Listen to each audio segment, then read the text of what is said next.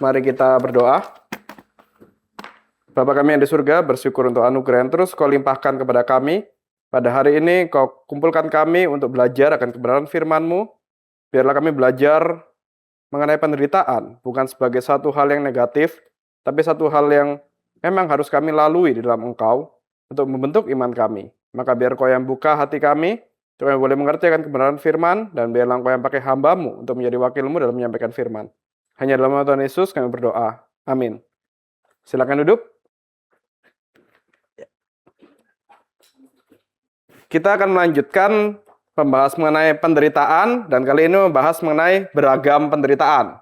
Karena itu mari kita buka dari surat 1 Petrus, ayat yang keempat, pasal yang keempat, ayat 12 sampai ayat 19. 1 Petrus pasal 4, ayat 12 sampai ayat 19. Kita baca secara bertanggapan. Saya terlebih dahulu ayat 12, kemudian ayat 13, Bapak Ibu sekalian, begitu seterusnya sampai ayat 19. Saudara-saudara yang terkasih, janganlah heran akan nyala api derita yang datang kepadamu sebagai ujian, seolah-olah ada sesuatu yang luar biasa terjadi atas kamu.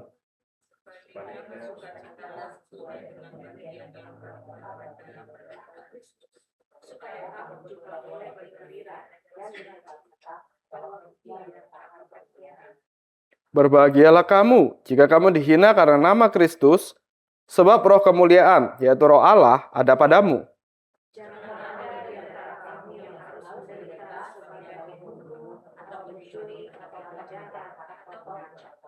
Namun, jika ia menderita sebagai orang Kristen, janganlah ia malu, melainkan hendaklah ia memuliakan Allah dalam nama Kristus itu.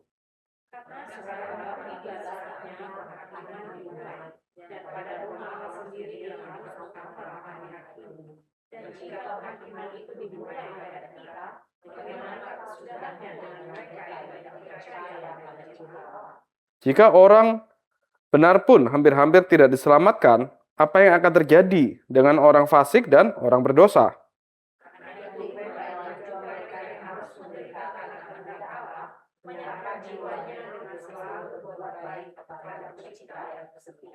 Ya, jadi kalau kita melihat dari ayat ini, kita lihat penderitaan, itu ternyata ada macam-macam.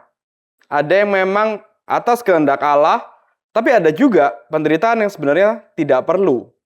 Di surat Petrus dikatakan, ya kita jangan dong menderita karena kita menjadi pencuri. Jangan dong kita menderita karena kita menjadi penjahat. Karena saya mencuri, akhirnya berurusan dengan hukum, akhirnya masuk penjara, menderita. Ya jangan dong, itu satu penderitaan yang salah. Tapi ada juga penderitaan yang ternyata itu berdasarkan kehendak Allah. Itu penderitaan yang memang memuliakan Kristus. Nah, karena itu kita hari ini akan lihat ada beberapa penderitaan. Ada 4 jenis penderitaan. Setelah 4 jenis penderitaan, nanti kita juga akan lihat respon orang itu beragam. Setiap kita bisa mungkin akan mengalami salah satu dari 4 ini, atau mungkin 2 dari 4, atau bahkan keempatnya dari penderitaan. Tapi tiap kita kan punya respon beragam. Nah, respon yang beragam itu nanti akan menuntun kita pada jalan yang seperti apa dalam responi penderitaan. Nah, jadi kalau kita melihat, sebagai orang Kristen, kita tidak bisa lepas dari penderitaan. Penderitaan bukanlah satu hal yang negatif yang harus kita hindari. Justru melalui penderitaan, Tuhan pakai itu, meskipun menyakitkan, meskipun begitu penuh dengan tangisan, tapi Tuhan pakai penderitaan itu untuk membentuk iman kita, membentuk karakter kita. Kalau tidak ada penderitaan, justru kita tidak dibentuk untuk menjadi serupa Kristus. Kalau tidak ada penderitaan, iman kita akan lemah. Kita akan mudah goyah. Kita akan membayangkan seperti seorang anak yang sama sekali tidak pernah dididik secara keras. Cuman makan bubur aja, minum susu, makan bubur, minum susu kayak gitu. Nggak pernah dikasih makanan yang keras. Nggak pernah diberi didikan yang keras. Itu kan bikin anak itu tidak bisa tangguh.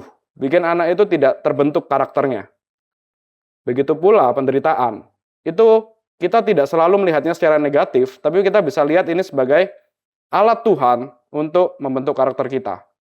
Maka kita tidak perlu menghindari penderitaan, dan kita bisa mempelajari penderitaan sebagai satu hal yang baik. Tapi penderitaan seperti apa yang baik? Mari kita lihat beberapa contoh 4 kategori penderitaan.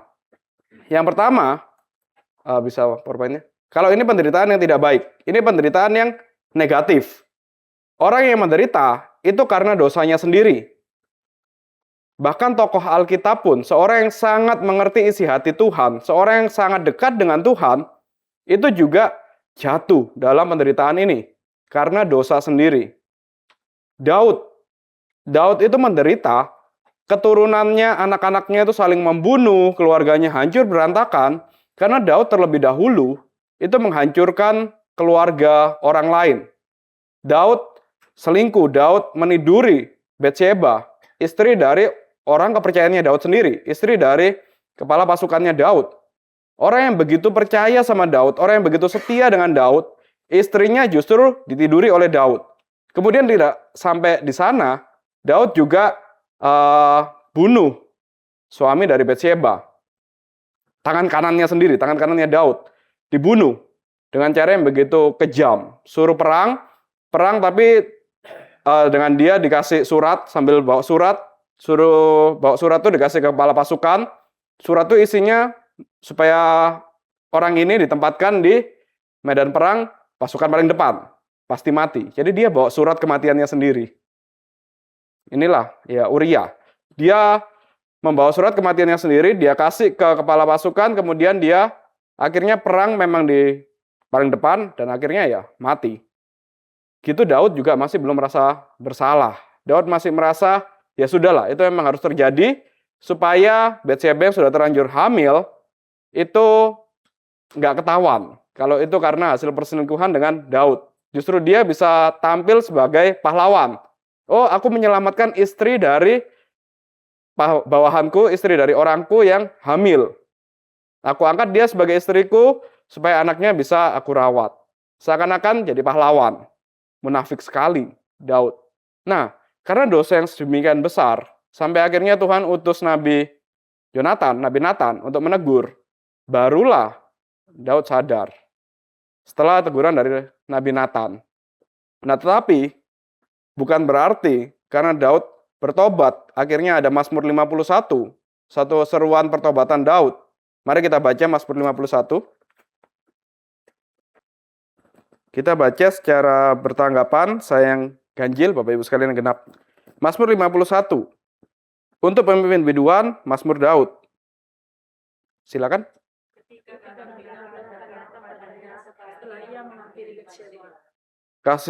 Kasihanilah aku, ya Allah, menurut kasih setiamu. Hapuskanlah pelanggaranku menurut rahmatmu yang besar. Bersihkanlah aku seluruhnya dari kesalahanku, dan tahirkan aku dari dosa. Sebab aku sadar akan pelanggaranku, aku senantiasa bergumul dengan dosaku. Terhadap engkau sajalah aku berdosa, dan melakukan apa yang engkau jahat, supaya aku dalam putusanmu, bersih dalam hukumanmu. Sesungguhnya dalam kesalahan aku dilahirkan, dalam dosa aku dikandung ibuku. Sesungguhnya engkau benar akan kebenaran dalam batin, dan dengan diam-diam engkau memberitakan kepada. Bersihkanlah aku dari dosaku dengan hisop, maka aku menjadi tahir. Basuhlah aku, maka aku menjadi lebih putih daripada salju. Biarlah aku mendengar kegirangan dan sukacita, biarlah tulang yang kau remukkan bersorak-sorai kembali. Sembunyikanlah wajahmu terhadap dosaku, hapuskanlah segala kesalahanku.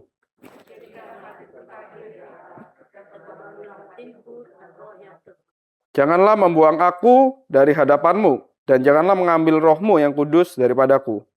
Bangkitkanlah kembali padaku kehilangan karena selamat yang daripadamu, dan lengkapilah aku dengan roh yang rela. Maka aku akan mengajarkan jalanmu kepada orang-orang yang melakukan pelanggaran, supaya orang-orang berdosa berbalik kepadamu. Lepaskanlah aku dari kebenaran yang Allah, Allah keselamatanku, maka lidahku akan bersorak-sorai berkata. Ya Tuhan, bukakanlah bibirku, supaya mulutku memberitakan puji-pujian kepadamu. Sebab engkau tidak berkenan kepada korban sembelihan, sekiranya aku persembahkan korban bakaran, engkau tidak menyukainya. Korban sembelihan kepada Allah ialah jiwa yang hancur, hati yang remuk redam dan penuh penyesalan, tidak akan kau pandang hina, ya Allah.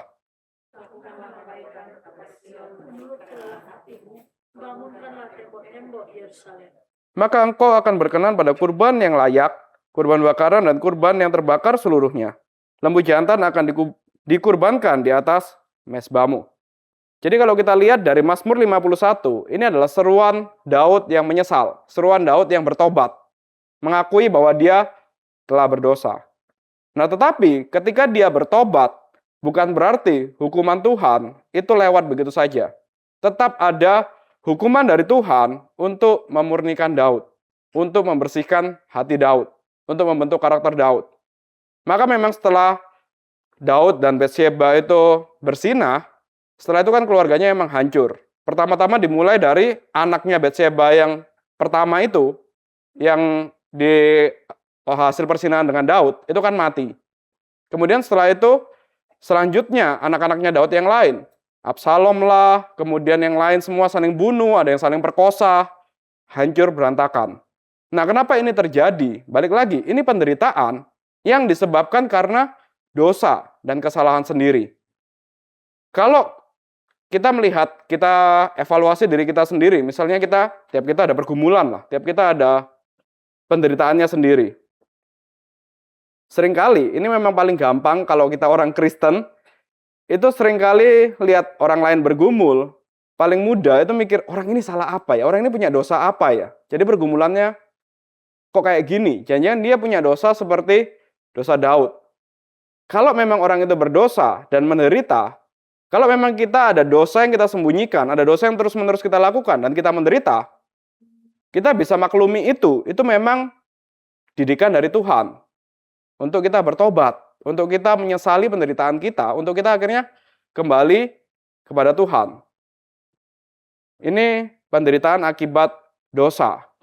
Misalnya, ya kita melakukan keputusan dosa, kita melakukan kebodohan, kesalahan yang kita lakukan, seperti misalnya perselingkuhan, kesombongan yang merusak relasi, ketamakan, yang menghancurkan karir, ataupun kecanduan yang menghancurkan hidup. Ini penderitaan yang sebenarnya karena diri kita sendiri. Dari buku yang saya baca yang jadi bahan ini, contohnya yang paling gampang hari ini, karena kita terlalu mengejar karir misalnya, karena kita terlalu ambisius di tempat kerja kita ingin mencapai posisi yang paling tinggi, maka kita tidak menghiraukan orang-orang di sekitar kita. Kita sandung mereka semua, kita anggap ya mereka rekan kerja kita itu hanya alat untuk kita bisa naik, hanya alat untuk mendukung kita supaya kita bisa dapat jabatan yang tinggi. Begitu benar dapat jabatan yang tinggi, relasi dengan orang-orang di sekitar rusak. Dan begitu di perusahaan itu ternyata ada masalah, ada satu problem. Biasanya kalau orang ambis selain nggak peduli sama rekan sesama, juga kan cara mainnya curang. Mungkin korupsi atau apa, ketahuan korupsi. Ya orang-orang semua akan menertawakan dia, orang-orang semua akan mengatakan, ya ini salahmu, memang kamu yang seperti ini.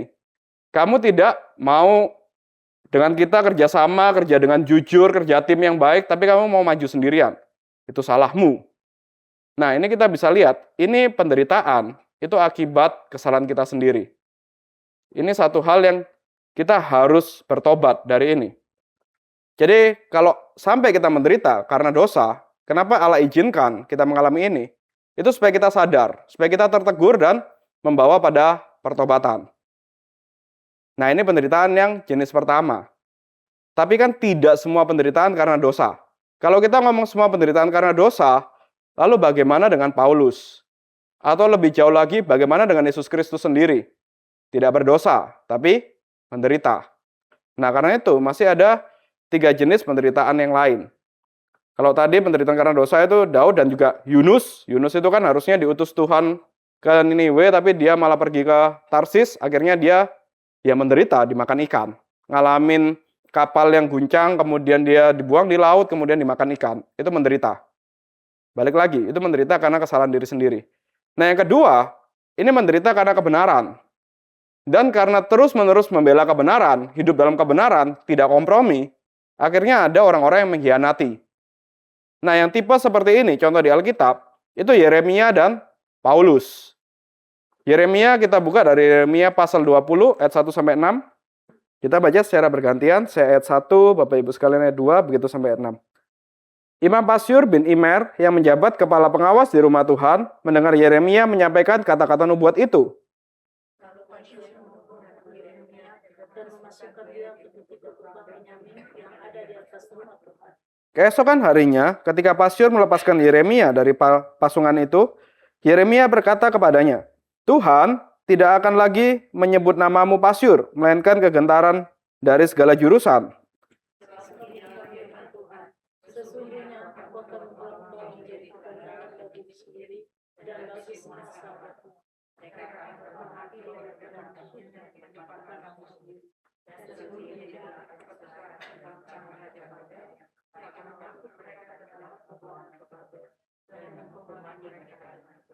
Segala harta benda kota ini, segala hasil jeripayahnya, segala barangnya yang berharga dan segala perbendaharaan Raja-Raja Yehuda akan kuserahkan ke dalam tangan musuhnya, yang akan mengambilnya sebagai jarahan lalu membawa semuanya itu ke Babel.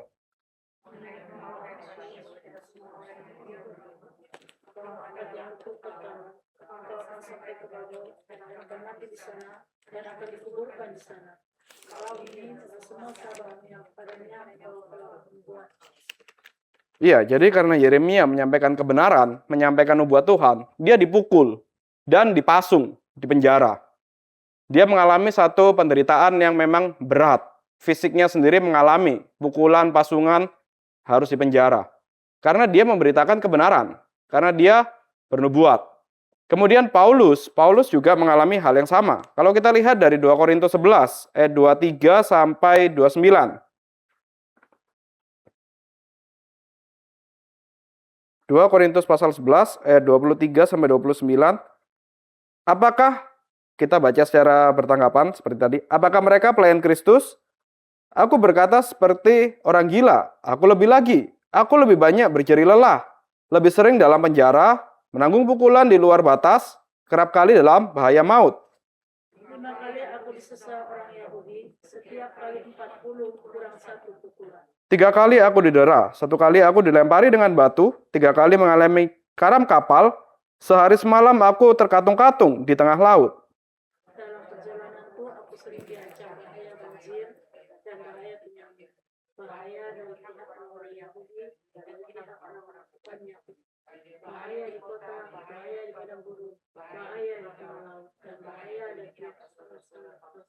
Aku banyak berjeri lelah dan bekerja berat. Kerap kali aku tidak tidur, aku lapar dan dahaga. Kerap kali aku berpuasa, kedinginan dan tanpa pakaian.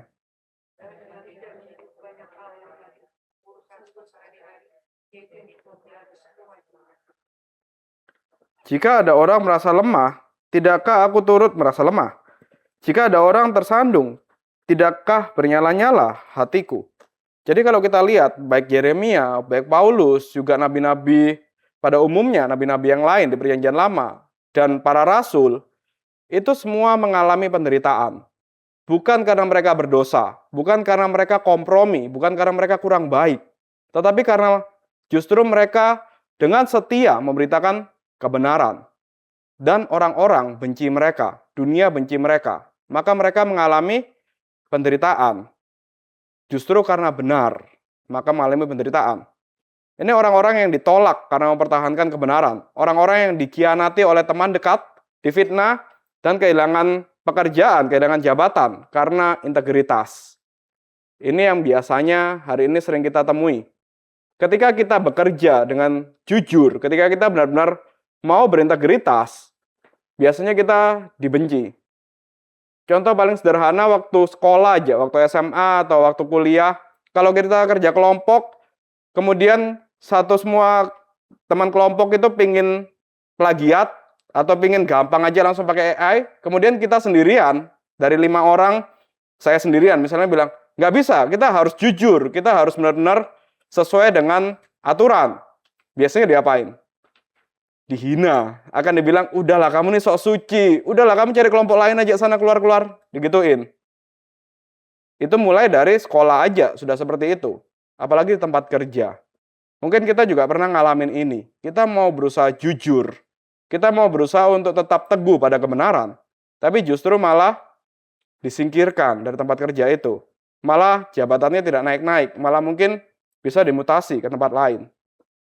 Itu juga mungkin yang kita pernah alami ketika kita benar-benar tetap teguh dalam kebenaran. Akhirnya justru dibenci. Mengalami penderitaan. Nggak ada temannya. Inilah penderitaan yang kedua. Menderita karena kebenaran dan pengkhianatan. Kenapa Allah izinkan ini? Ini untuk membentuk hati kita. Kita diajarkan untuk bisa mengampuni. Tuhan Yesus sendiri juga alami ini. Tuhan Yesus benar, tidak bersalah. Tapi kemudian dia dituduh. Kemudian dia diludahi, disalib. Dia mengampuni mereka yang bersalah. Paulus juga, para hamba-hamba Tuhan juga mengalami itu. Tapi mereka mengampuni. Kalau kita sampai mengalami hal yang sama, ya kita bisa lihat itu adalah anugerah Tuhan. Justru kalau kita menderita karena kebenaran, itu tidak semua orang alami. Kalau kita menderita karena kebenaran, bersyukurlah.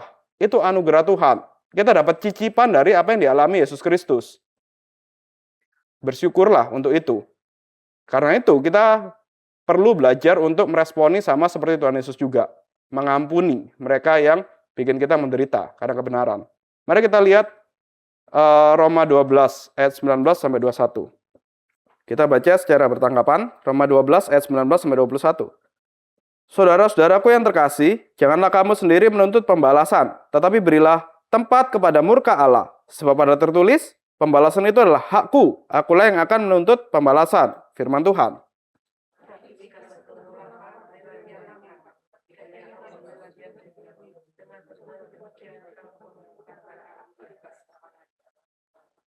Janganlah dikalahkan oleh kejahatan, tetapi kalahkanlah kejahatan dengan kebaikan.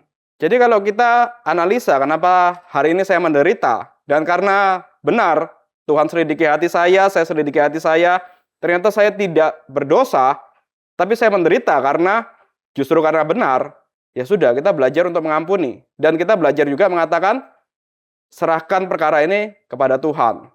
Berilah ruang bagi Tuhan untuk pembalasan. Tapi kita tetap berbuat baik, tetap ampuni mereka, tetap tunjukkan kasih kepada mereka. Ya kalau kita lihat Tuhan Yesus kan juga begitu. Tuhan Yesus tidak membalas. Harusnya dia kan kalau di atas kayu salib, dia sebagai Tuhan, dia tuh benar-benar bisa turun dan bisa langsung balas mereka. Tapi Tuhan justru bilang, ampunilah mereka. Ketika Tuhan bilang ampuni mereka, Tuhan Yesus setelah mengampuni mereka, tinggal responnya mereka bagaimana? Ketika responnya mereka ternyata tidak melihat, tidak percaya pada Yesus Kristus, tidak beriman, akhirnya murka Tuhan kan bernyala-nyala atas mereka. Mereka yang menyalibkan Tuhan Yesus memang ada yang akhirnya percaya, ada yang tetap kekeh nggak percaya. Para ahli Taurat misalnya, orang-orang Farisi. Akhirnya dapat murka Tuhan kan. Di penghakiman terakhir mereka di mana? Di neraka. Sedangkan mereka yang percaya, ya masuk surga. Yang percaya Yesus Kristus. Jadi maksudnya di sini, ya udah urusan kita berbuat baik, urusan kita tetap ampunilah mereka yang jahat pada kita.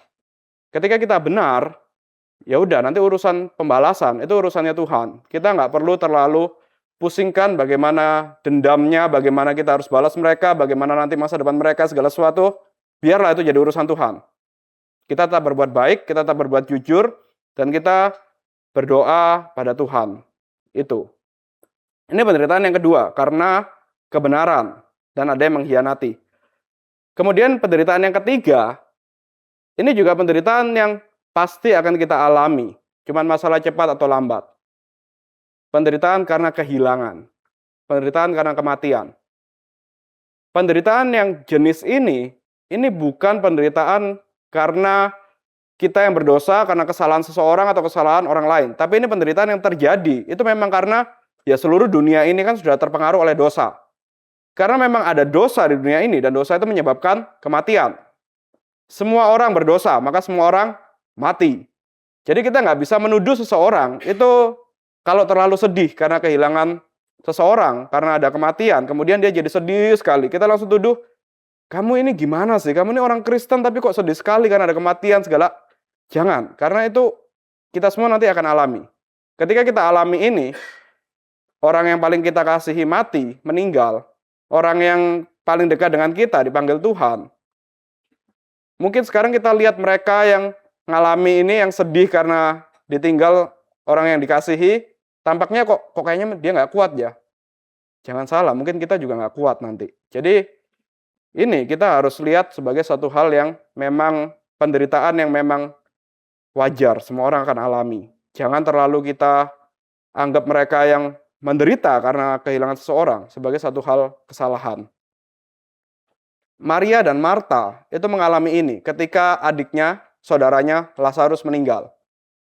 Maria dan Marta menangis di sana. Padahal mereka adalah orang-orang yang dekat dengan Tuhan Yesus. Marta yang tadinya suka melayani, kali ini menangis. Kali ini berseru datang kepada Tuhan Yesus dan mengatakan, ya percaya memang, tetap ada kebangkitan. Percaya kebangkitan, tapi Marta masih mengatakan, ya kebangkitan di akhir lah. Tapi ternyata Tuhan Yesus bisa bangkitkan. Tapi sebelum itu, mereka kan juga orang yang dekat dengan Tuhan Yesus, itu juga bergumul, juga mengalami kesedihan, penderitaan, karena kematian. Allah mengizinkan penderitaan ini agar kita belajar untuk melihat kepada pengharapan dan penghiburan yang datangnya dari kebangkitan Yesus Kristus. Cuman ini satu-satunya penghiburan. Kadang Pak Tama pernah bulan lalu dalam khotbah kan memberikan contoh ketika ada seorang pelayan Tuhan yang baik, tiba-tiba waktu dia di tengah pelayanan, biasanya dia ikut pelayanan tapi kali ini nggak ikut pelayanan, tiba-tiba istri dan anaknya dibunuh oleh perampok. Kemudian dia bisa ngapain? Cuman bisa menangis kan. Ketika cuman bisa menangis, kita nggak bisa mengatakan apa-apa. Mungkin cuman bisa duduk di sebelahnya. Pak Anton waktu itu yang melayani, pendeta Anton, cuman bisa duduk di sebelahnya, menemani dia menangis, tidak bicara apa-apa. Sampai akhirnya mengatakan, tetap percaya Tuhan baik. Itu aja. Memang penghiburan untuk kasus ini, itu cuman kita arahkan orang itu, kita sendiri juga harus mengarahkan hati kita kepada Yesus Kristus yang bangkit. Kalau Yesus Kristus bangkit, maka ketika hari ini bisa sedih karena kehilangan seseorang, tapi kita percaya, nanti kita akan jumpa lagi. Dia akan bangkit. Yang sekarang sudah mati, dia akan bangkit. Kita akan jumpai dia. Mari kita buka 1 Tesalonika 4 ayat 13-14. Saya 13, Bapak Ibu 14. 1 Tesalonika 4 ayat 13-14. Selanjutnya kami tidak mau, saudara-saudara, bahwa kamu tidak mengetahui tentang mereka yang meninggal, supaya kamu jangan berduka cita seperti orang-orang lain yang tidak mempunyai pengharapan. Karena jika kita percaya bahwa Yesus telah mati dan telah bangkit, maka kita percaya juga bahwa mereka yang telah meninggal dalam Yesus akan dikumpulkan kelak bersama-sama dengan Dia. Iya, jadi ketika kita menderita karena kehilangan seseorang yang kita cintai, itu Tuhan izinkan kita menderita itu supaya kita belajar, percaya. Yesus sudah bangkit, maka nanti orang yang kita cintai yang meninggal sekarang itu juga akan bangkit.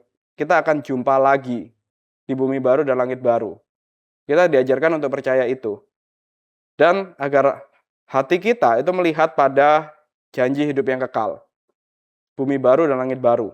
Kehidupan saat ini itu memang sementara. Kita bisa kehilangan orang yang kita cintai. Pasangan kita, orang tua kita, anak kita, sahabat kita. Memang kita bisa kehilangan itu. Jangan berharap di sini makanya. Berharaplah di bumi baru dan langit baru. Pandanglah tempat itu.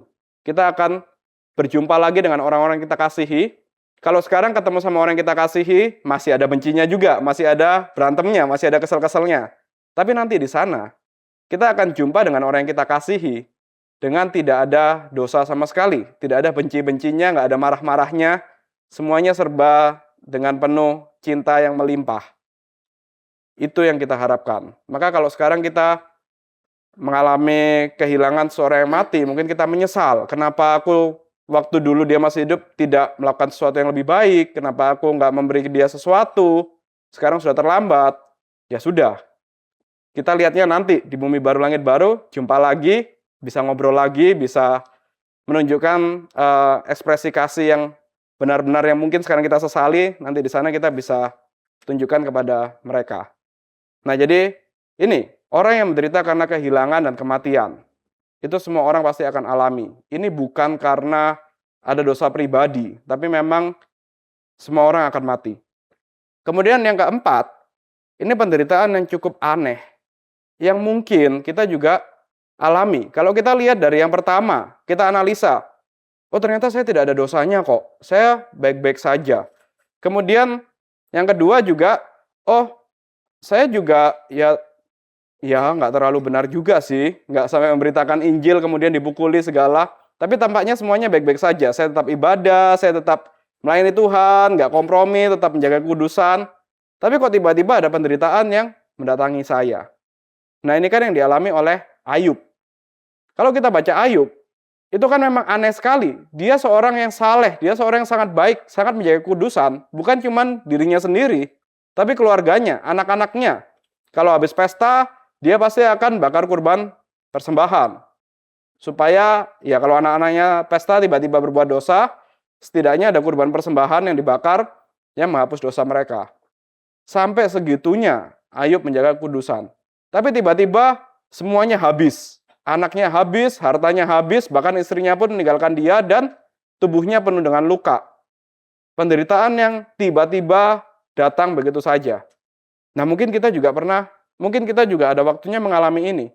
Melayani Tuhan baik-baik, tapi menderita bukan karena dipukuli orang, bukan karena dikhianati orang. Tiba-tiba ada penyakit. Tiba-tiba ada satu hal yang bikin kita, kok melayani Tuhan harus mengalami ini ya? Ya, saya kasih contoh mungkin almarhum Ibu Linkan. Seorang yang melayani Tuhan dengan begitu baik, nyanyi dengan begitu indah. Kemudian juga bikin yayasan Hope, sekolahan untuk orang-orang berkebutuhan khusus. Orang normal mau bicara sama anak-anak seperti itu aja kadang enggan. Kadang kita merasa, waduh, masa ngomong sama anak berkebutuhan khusus? Ketika lihat mereka di sekolah atau di gereja, kita langsung rasanya ingin menghindar. Tapi Ibu Linkan itu justru mendekati, mengajarkan, menyekolahkan, baik sekali. Benar-benar orang ini Tuhan pakai sedemikian besar. Tiba-tiba Tuhan kasih cancer. Dan cancernya itu cancer yang ya memang misteri Tuhan. Cancer justru di bagian dia yang paling memuliakan Tuhan. Di lidahnya. Jadi dia tidak bisa bernyanyi. Sampai akhirnya dipanggil oleh Tuhan. Kenapa harus mengalami hal yang seperti ini? Nah, ini memang bukan karena dosa. Bukan karena orang itu berdosa, bukan karena kesalahan siapa. Memang kadang Tuhan izinkan hal ini kita alami. Itu agar orientasi hidup kita itu benar-benar belajar lebih lagi untuk bersandar pada Tuhan, untuk melihat pada Tuhan. Kalau kita lihat Ayub misalnya. Ayub ini memang dia saleh. Tapi dia pengenalan akan Tuhannya masih belum sempurna ternyata. Kita lihat dari luar dia saleh sekali. Tapi begitu mengalami penderitaan yang begitu banyak, baru di bagian akhir dia bilang, ternyata dulu kata orang saja aku kenal Tuhan. Tapi melalui penderitaan ini, sekarang aku tahu siapa itu Tuhan. Ya kita juga percaya, ya Ibu Linkan, meskipun mungkin kita hari ini belum sempat dengar kesaksian dia akhirnya bilang seperti yang Ayub bilang. Tapi sekarang kan dia berjumpa sendiri dengan Kristus. Dia melihat Tuhan sendiri. Dia bisa di hadapan Tuhan Yesus sendiri bisa mengatakan, iya dulu cuman kata orang, kata Pak Tong, kata hamba Tuhan, aku kenal engkau. Tapi sekarang aku melihat engkau sendiri, aku kenal engkau sendiri. Itu anugerah yang besar. Nah jadi penderitaan seperti ini penderitaan kalau kita jumpai orang-orang yang menderitanya karena ini, apa hak kita menuduh dia? Justru kesalahan kalau kita tuduh dia. Nah, jadi dari 4 penderitaan ini, kita bisa lihat Tuhan izinkan kita mengalami penderitaan. Tuhan izinkan orang-orang mengalami penderitaan. Itu tidak selalu karena dosa. Tugas kita bukan menghakimi. Tugas kita bukan menilai orang ini berdosa apa, maka menderita. Karena memang ada kalanya Tuhan izinkan seseorang menderita, itu untuk membentuk karakter, untuk mengarahkan hatinya kepada Tuhan, untuk bikin dia semakin kenal dengan Tuhan. Ketika kita mengalami harus melayani orang-orang yang menderita, kita harus analisa dulu. Pertama dari 4 jenis penderitaan ini. Dia menderita karena apa? Dan kalau kita sudah tahu 4 jenis penderitaan ini, itu semuanya beda-beda cara menanganinya.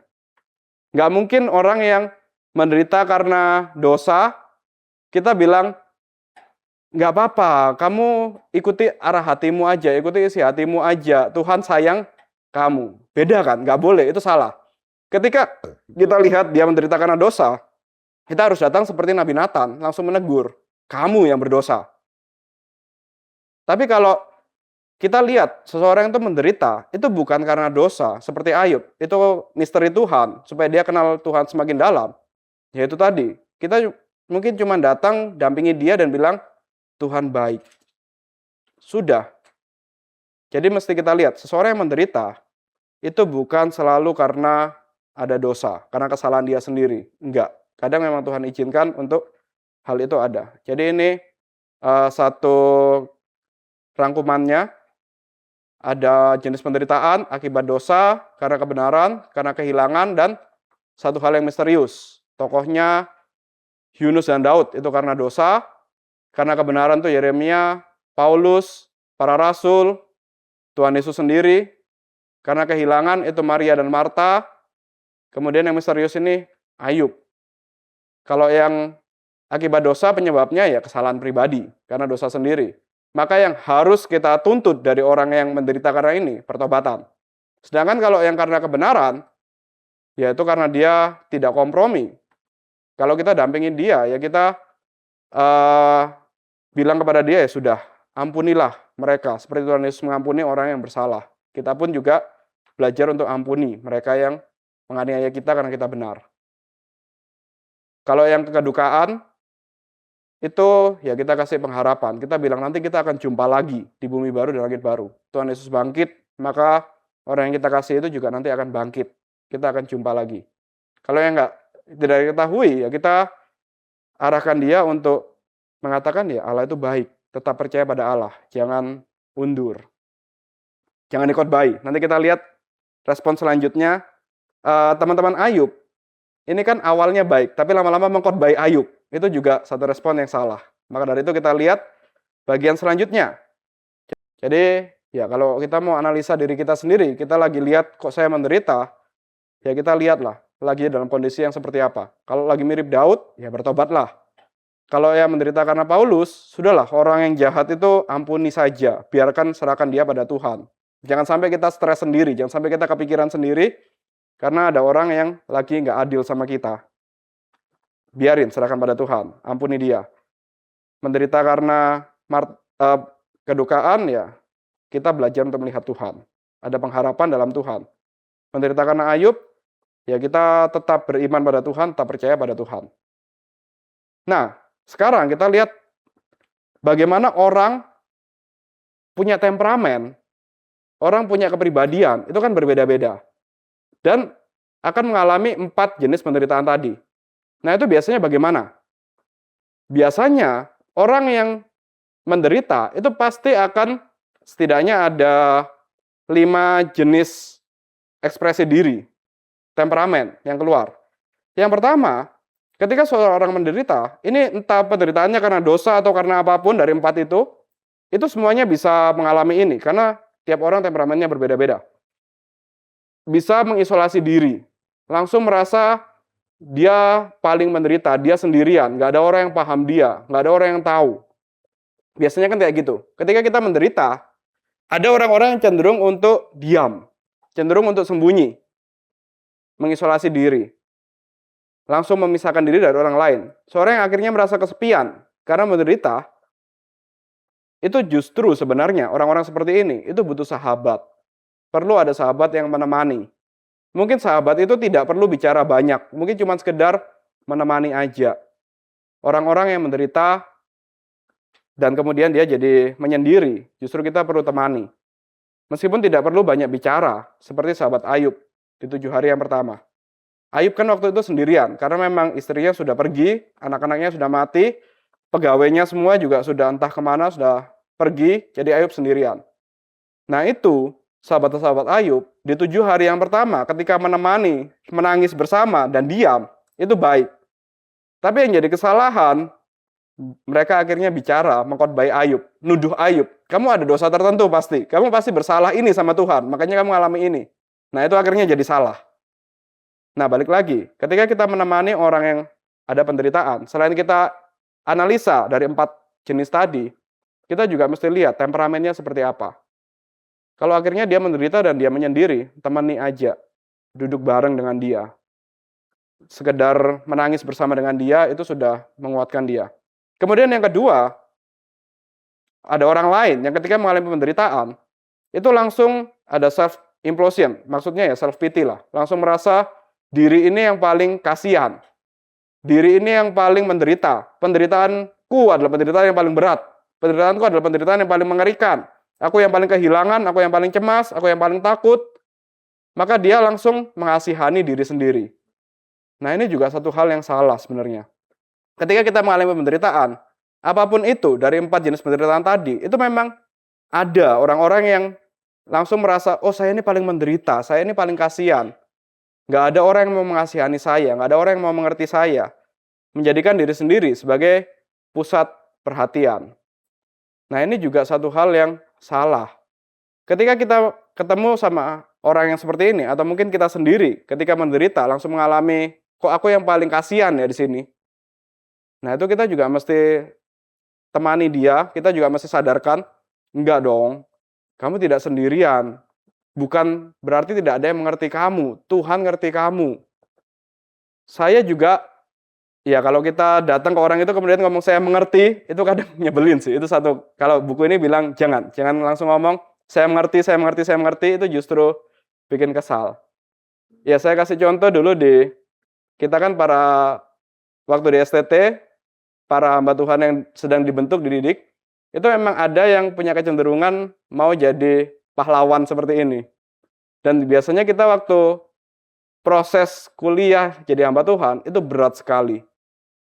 Berat, itu memang baca bukunya berat, kerja tugasnya berat, pelayanannya berat, tapi memang karena ini pembentukan hamba Tuhan, itu memang godaan dari iblis berat. Benar-benar berat.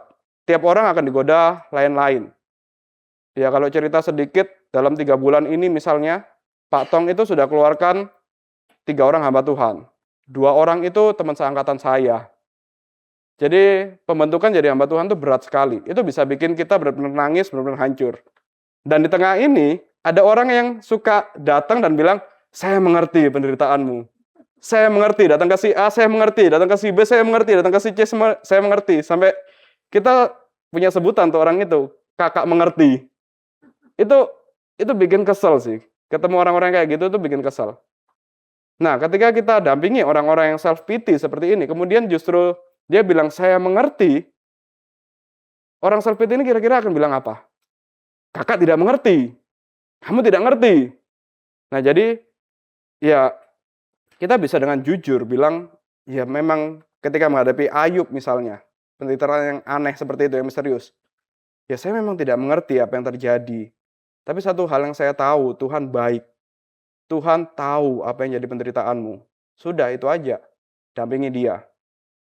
Jadi nggak perlu sampai bicara terlalu banyak lah. Kemudian yang ketiga, orang yang menderita itu seringkali juga bisa langsung merasa bersalah. Merasa dirinya dihukum Tuhan, dirinya sedang dibuang Tuhan. Banyak orang yang menderita itu mulai bertanya, apa salah saya? Apa Tuhan sedang hukum saya? Saya pasti orang yang berdosa. Balik lagi, kalau kita buka Roma 8 ayat 1, Roma 8 ayat 1, oleh sebab itu, sekarang tidak ada penghukuman bagi mereka yang ada di dalam Kristus Yesus. Bagi orang-orang yang di dalam Yesus, itu tidak ada penghukuman. Penghukuman dalam artian neraka. Dalam artian dibuang oleh Tuhan, itu nggak ada sebenarnya. Tapi kalau diproses oleh Tuhan memang iya. Diarahkan hatinya untuk jadi mengarah kepada Tuhan, iya. Dijadikan menjadi serupa dengan Kristus dengan cara yang keras, iya. Tapi kalau sampai dibuang Tuhan, itu nggak ada. Jadi ketika kita lihat ada orang yang dikit-dikit langsung merasa, apa salah saya berdosa apa? Ya kita mesti ingatkan, Tuhan tidak buang kamu. Tapi mungkin memang sedang bentuk karakter kamu. Tuhan tidak menyingkirkan, tidak mengalihkan mukanya daripada kamu. Tapi mungkin memang ya lagi bentuk aja karakternya, lagi ngajarin kamu. Seperti seorang guru yang ngajarin anak, itu kan pasti ada keras-kerasnya juga. Nggak mungkin dikasih didikte terus kayak gitu. Jadi ya, kita mesti jelaskan ini kepada orang Kristen, umat Tuhan, yang selalu merasa berdosa-berdosa. Namun penderitaan membuat seorang semakin sadar akan kelemahan dan kegagalannya. Jadi memang, iya, Tuhan izinkan menderita supaya mungkin kamu semakin kenal karakter Tuhan. Supaya mungkin ada karakter kamu yang dibentuk. Itu aja. Kemudian yang keempat, kadang ya ini biasanya yang paling umum lah. Mungkin respon pertama.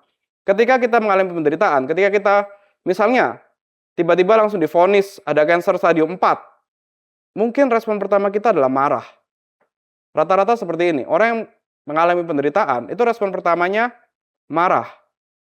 Tapi marah ini biasanya ditujukan kepada siapa? Bisa kepada diri sendiri, bisa kepada pasangan, pemerintah, keadaan, atau bahkan yang mengerikan, kepada Tuhan. Kemarahan dapat berlangsung menjadi kepahitan, menjadi sinis, karena kekerasan hati, dan hal lainnya. Kalau dibiarkan terus. Karenanya kemarahan harus diakui di hadapan Tuhan, bukan dipendam.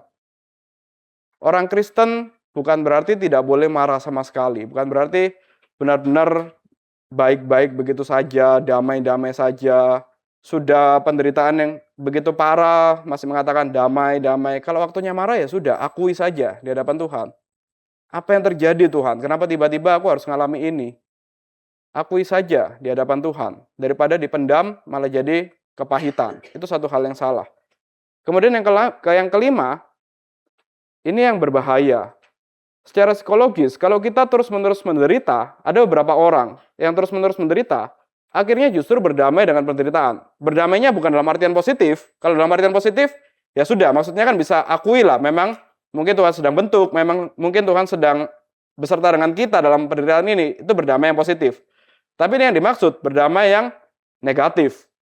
Langsung merasa diri, oh ya memang saya ini orang yang menderita, saya ini korban, saya ini orang yang martir, saya ini orang yang harus dapat simpati, saya ini orang yang ya emang begini, jadi nggak perlu berubah.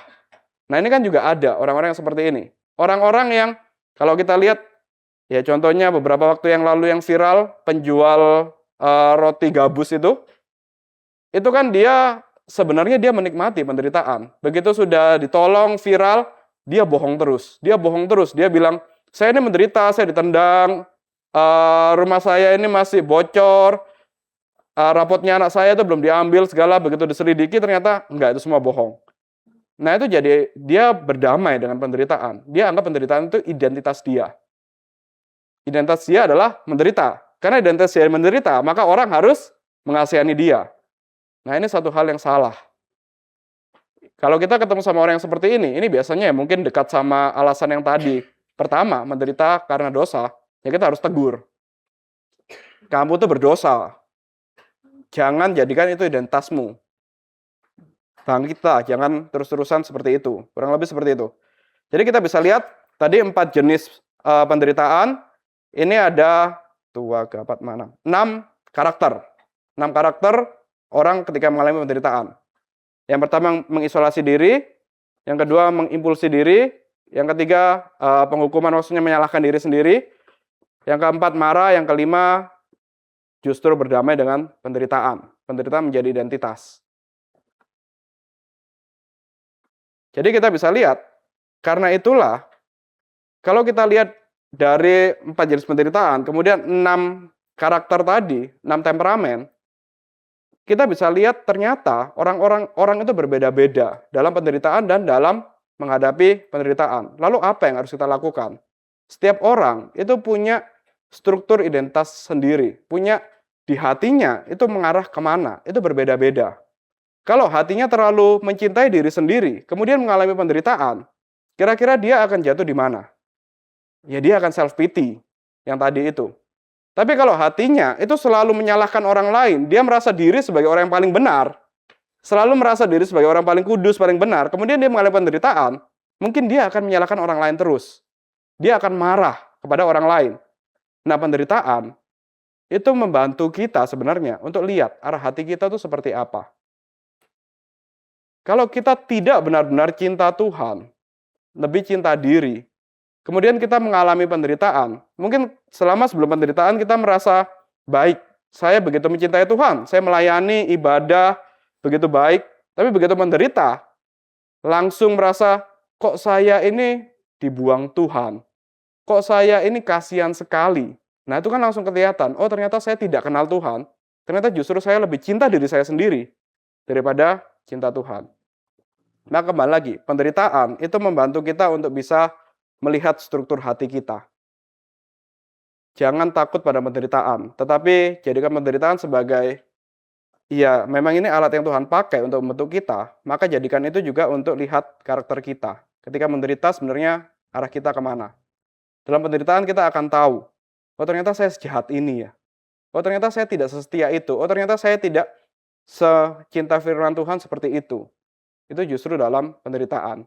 Dan kalau kita bisa tahu itu, kemudian kita akui, justru ini yang jadi satu pertobatan. Jadi kita semakin bisa kenal Tuhan, semakin teguh, dan semakin serupa dengan Kristus dalam karakternya. Jadi balik lagi, penderitaan itu tidak menciptakan karakter baru, tetapi justru menunjukkan, menyikapkan karakter yang sudah ada. Penderitaan itu memperlihatkan apa yang paling kita cintai, apa yang paling kita takutkan, apa yang menjadi sandaran hidup kita. Maka penderitaan kita lihatnya itu seperti api yang memurnikan emas. Emas tidak bisa murni tanpa api ataupun air keras. Emas harus menderita baru bisa murni. Kita pun juga begitu. Kalau kita tidak pernah menderita, ya kita nggak pernah murni. Maka Tuhan pakai penderitaan untuk memurnikan kita, untuk tunjukkan apa sebenarnya yang paling kita cintai, apa yang paling kita takutkan, apa yang selama ini jadi sandaran hidup kita. Kalau kita selalu berkelimpangan harta misalnya, kita nggak akan merasa, oh saya orang kaya itu mungkin nggak akan merasa cinta mamon, merasa baik-baik saja. Begitu benar-benar nol tabungannya, baru dia tahu, oh ternyata selama ini saya cinta mamon.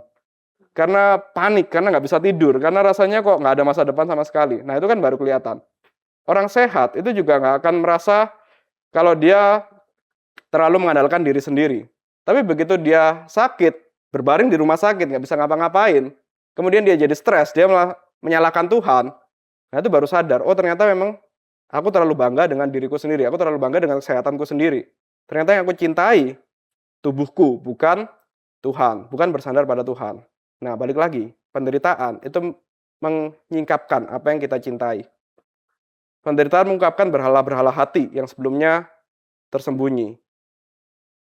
Nah karena itulah, untuk diri kita sendiri, penderitaan menyikapkan hati kita. Ketika kita berjumpa dengan orang lain yang sedang menderita, kita harus meresponi dengan bijaksana. Jangan dihakimi. Ketika melayani orang yang menderita, jangan langsung berpikir, saya tahu apa yang dia butuhkan. Karena penderitaannya mungkin berbeda. Dan setiap orang yang mengalami penderitaan yang sama sekalipun, karakternya berbeda. Di buku ini, Tim Keller itu memberikan contoh ketika dia mengalami harus melayani dua pasangan yang mau bercerai. Kepada pasangan yang satu, dia kasih buku. Buku itu buku yang baik, buku supaya mereka tidak bercerai, buku pernikahan. Pasangan yang satu bilang, oh terima kasih, setelah baca semua bukunya, terima kasih karena buku ini kami tidak jadi bercerai, kami akur lagi, kami ada rekonsiliasi. Tapi pasangan yang kedua, Tim Keller langsung merasa, oh ini jurus yang efektif buku ini. Saya harus kasih buku ini untuk setiap pasangan yang mau bercerai. Dia kasih ke pasangan yang kedua. 2 minggu kemudian, pasangan yang kedua datang lagi ke Tim Keller dan bilang, saya tidak tahu buku ini. Saya tidak ngerti bahasanya. Saya nggak tahu apa maksudnya buku ini. Baru baca satu bab, kami tidak mengerti. Justru kami semakin pusing, semakin berantem gara-gara buku ini. Nah, jadi dari sini kita bisa lihat, kita nggak bisa menjudge, kita nggak bisa menghakimi orang yang menderita. Meskipun penderitaannya tampaknya sama, orang yang mengalami beda. Bagaimana cara penanganannya itu juga berbeda. Harus analisa dengan baik-baik. Penderitaannya mungkin beda, temperamennya mungkin beda, luka batinnya mungkin beda. Maka nggak ada rumus satu cara untuk segala penderitaan. Itu nggak ada. Ya kalau kita ngomong berdoa, doanya pun kan juga ya apa yang kita doakan juga mesti lain lah. Meskipun penderitaannya kadangkala sama-sama mau bercerai misalnya. Yang satu karena suaminya keras kepala. Yang satu karena masalah ekonomi. Kemudian kita ngomong, mari kita berdoa. Sama-sama doanya, ya doanya pasti lain kan. Yang satu ya biar mereka belajar bersandar sama Tuhan. Yang satu biar Tuhan bertobatkan suaminya. Jadi nggak ada cara yang sama. Nggak ada satu cara untuk menyelesaikan pergumulan. Misalnya, ya ini tadi. Satu orang butuh penghiburan, satu yang lain butuhkan pengampunan, yang lain butuhkan pertobatan, yang lain butuhkan pengharapan. Meskipun sama-sama mau bercerai misalnya. Jadi setiap orang itu butuh jalan yang berbeda dalam penderitaan. Tidak semua orang membutuhkan jenis pelayanan yang sama. Ada yang butuh pertobatan, seperti Daud. yang dituntut dari orang yang menderita karena berdosa. Dan temperamennya, Daud ini juga temperamennya, meskipun dia seorang pelayan Tuhan, meskipun dia seorang seniman, kadang lembut, tapi ketika dia berdosa, dia keras sekali.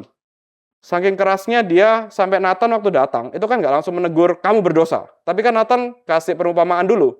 Ada seorang yang punya satu domba, yang sangat menyayangi dombanya. Kemudian ada orang kaya, punya banyak domba, tapi dia mau bikin acara besar. Dia sayang, nggak mau potong dombanya, maka dia ambil domba dari satu orang itu. Langsung Daud bilang, siapa orang itu? Nah, kenapa Nathan nggak langsung tegur?